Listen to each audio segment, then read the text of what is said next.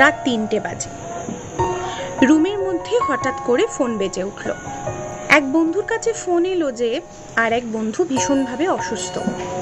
ব্যাস, আর যায় কোথায়? সমস্ত হলকে মাথায় করে তুলল সে। পেট ব্যথার ওষুধ দাও, অ্যাম্বুলেন্স ডাকো। সবাই মিলে সেই বন্ধুকে নিয়ে চলে গেল মেডিকেলে। সমস্ত রাত সেখানে কাটিয়ে দিনের বেলা ছাড়া তারা কেউ বেরোলো না সেখান থেকে।